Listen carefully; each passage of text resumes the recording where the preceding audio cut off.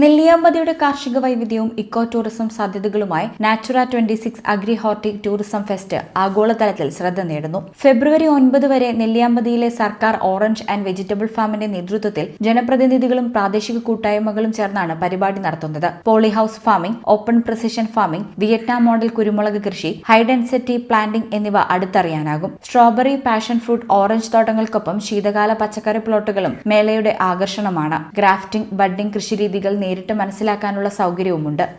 കേരളത്തിലെ സവിശേഷമായ ഭൂപ്രകൃതിയും കാലാവസ്ഥയും കൊണ്ട് ഏറ്റവും ശ്രദ്ധേയമായിട്ടുള്ള ഒരു ടൂറിസ്റ്റുകളുടെ ഒരു ആകർഷണ കേന്ദ്രമാണ് ഇന്ന് നെല്ലിയാമ്പതി.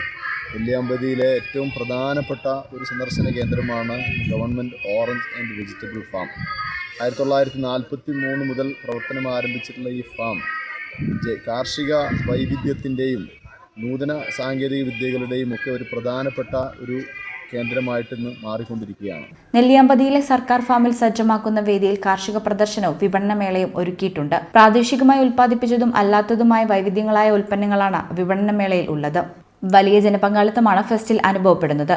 വിനോദവും വിജ്ഞാനവും കാഴ്ചകൾക്കപ്പുറം അറിവും പകർന്നു നൽകുന്ന സെമിനാറുകൾ, ശില്പശാലകൾ, വിദ്യാർത്ഥികൾക്കും കർഷകർക്കുമായി സംഘടിപ്പിക്കുന്ന ക്വിസ് മത്സരങ്ങൾ എന്നിവ മേളയുടെ ഭാഗമാണ്. കുട്ടികൾക്കായി ചിത്രരചന, ഉപന്യാസ മത്സരങ്ങളും മൂല്യവർദ്ധിത ഉൽപ്പന്ന നിർമ്മാണ മത്സരങ്ങളും നടക്കും. വോളിബോൾ, വടംവലി തുടങ്ങിയ കായിക മത്സരങ്ങളും എല്ലാ ദിവസവും വൈവിധ്യമാർന്ന കലാപരിപാടികളോടെയുള്ള കലാസന്ധ്യയും സന്ദർശകർക്ക് ആസ്വാദനത്തിന്റെ പുതിയ തലങ്ങൾ സമ്മാനിക്കും. ഈ ചാനൽ നെല്ലിയാമ്പതി. അമ്മേടെ യൂണിവേഴ്സിറ്റിന്ന് അഡ്മിറ്റ് കാർഡ് വന്നിട്ടോ? ആഹാ, അത് നന്നായല്ലോ. അപ്പോ ഈ വിസയും ടിക്കറ്റൊക്കെ വേഗം ശരിയാക്കേണ്ടി വരില്ലേ കണ്ണാ? വേണം. കാശ് എത്ര വേണ്ടി വരുടാ? ഒരു 4-5 ലക്ഷം എന്തായാലും വേണ്ടി വരും. എത്ര ദിവസം കിട്ടും നമുക്ക്? 20-25 ദിവസം. അമ്മ ഞാനെന്താ മറുപടി അയക്കണ്ടേ? നീ ഓക്കെ പറഞ്ഞു.